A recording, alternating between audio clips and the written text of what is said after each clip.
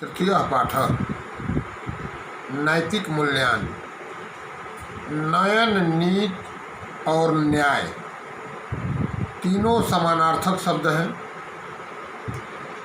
इनमें अंतर केवल इतना है कि नयन नपुंसक लिंग है, नीति स्त्रीलिंग है और न्याय पुल्लिंग है, जिसका अर्थ है आगे बढ़ना या ले जाना। यह समाज और व्यक्ति दोनों ही उन्नति की ओर ले जाती है। यह धर्म से भिन्न है, लेकिन धर्म से कम कल्याण करने वाली नहीं है। धर्म क्या है?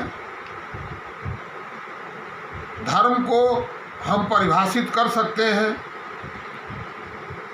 जिस कर्म से मानव का इस लोक में कल्याण होता है, लाभ होता है और परलोक में उसे उच्च स्थान प्राप्त होता है, वह धर्म। धर्म और नीति। तीर्थ यात्रा, पवित्र नदियों में स्नान, यज्ञ करना, यज्ञ करवाना, गुरु माता पिता की सेवा इत्यादि मुख्य रूप से धर्म के वाचक हैं। इन कर्मों में नीति का मिश्रण नहीं है। नैतिकता के गुण हैं गर्वहीनता, अतिथि सत्कार, ईर्ष्या का अभाव, सत्संग इत्यादि। ध्यान की ओर बढ़ते हैं। नैनम नीति नीतेरिमानि मूल्यानि नैतिक मूल्यानि यथा शरणया कार्यकरणेन मनुष्य जीवन सुचारु सफलज भवति सा नीति कथ्यते। इयं नीति केवलस्य जनस्य समाजस्य कृते एवं न भवति, अपितु जनानां नृपाणां समेषां चे व्यवहाराय भवति। नित्यां चलनेन व्यवहारणेन प्रजानां शासकानां समस्तस्य लोकस्यापि कल्याणं भवति। नयनम ले जाना, नीतेरिमान नीति के ये, शरणया मार्ग से, सुचारु सुंदर, कथते कही जाती है, कृते हेतु, समेषाम सबके, कल्याण मैंने भला या कल्याण। नयनम नीति नीतेरिमान मूल्यानि नैतिक मूल्यानि। ले जाना नीति कहलाता है। नीति के ये मूल्य ही नैतिक मूल्य कहलाते हैं। यथा शरणया कार्यकरणेन मनुष्य जीवन सुचारु सफलज भवति सा नीति कथ्यते। जिस मार्ग से कार्य करने से मनुष्य का जीवन सुंदर और अच्छे प्रकार से सफल होता है,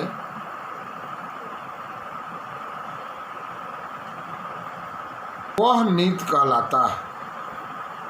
इयं नीति केवलस्य जनस्य समाजस्य कृते एवं न भवति। यह नीति केवल मनुष्य और समाज के लिए नहीं है, अपितु जनानां नृपाणां समेषां से व्यवहाराय भवति। अपितु मनुष्यों, राजाओं सभी के व्यवहार के लिए होती है। नित्याः चलनेन व्यवहारणेन प्रजानां शासकानां समस्तस्य लोकस्यापि कल्याणं भवति। नीति के द्वारा चलने से, व्यवहार करने से प्रजा का, शासकों का, सारे संसार को भी कल्याण होता है। पुरातन कालादेव भारते कवयः नीतिकाराः मनोरमया सरसया गिरा नीति वाक्यान। प्राचीन काल से भारत में कवियों और नीतिकारों ने सुंदर सरस वाणी द्वारा कथाओं, श्लोकों से नीति वाक्यों की रचना की।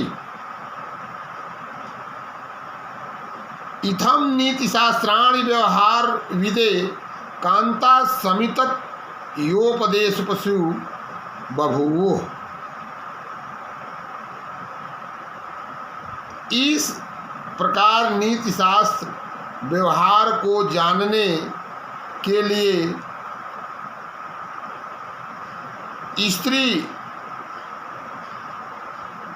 स्त्री से सम्मित होने से, उपदेश से युक्त होने के लिए हुए। फलविदम संपन्न साधारण अपि जनां व्यवहाराय नीतिवाकानि नीतिश्लोकाश्च गलविलाध कुर्वन्ति अस्मि। परिणाम यह हुआ कि संपन्न साधारण लोगों ने भी व्यवहार के लिए नीति वाक्यों, नीति श्लोकों को कंठस्थ कर लिया था।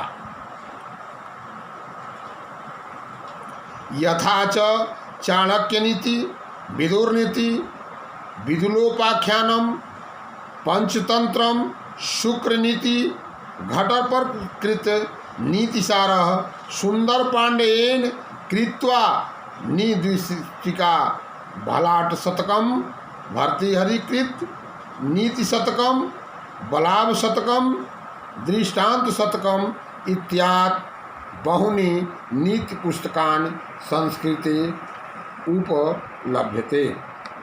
जैसे कि चाणक्य नीति, विदुर नीति, विदुलोपाख्यान, पंचतंत्र, शुक्र नीति, घटकर पर द्वारा रचित नीतिसार, सुंदर पांडे द्वारा रचित नीति दिव्य स्फटिका भलाट शतक, भर्तृहरि द्वारा रचित नीति शतक इत्यादि बहुत से नीति पुस्तकें संस्कृत में प्राप्त होती हैं। विचार्यमाणे साहित्ये आदि कालादेव सर्वेष्वपि राष्ट्रेषु अयं विश्वासः प्रचलितः आसीत्। साहित्य में विचार किए जाने पर आदिकाल से सभी राष्ट्रों में यह विश्वास प्रचलित था। अयम विश्वास आसीत् यत् काव्यास्योनेषु प्रयोजनेषु सत्वसपि एकं मुख्यं प्रयोजनं नैतिकः परितोषः, कि काव्य के अन्य प्रयोजनों के होने पर भी एक मुख्य प्रयोजन नैतिक संतोष था। प्लेटो, अरस्तु, पेटर, होरेसादि सर्वे विचारकैः काव्यस्य मुख्य प्रयोजनं नैतिक विकासः एवं स्वीकृतः।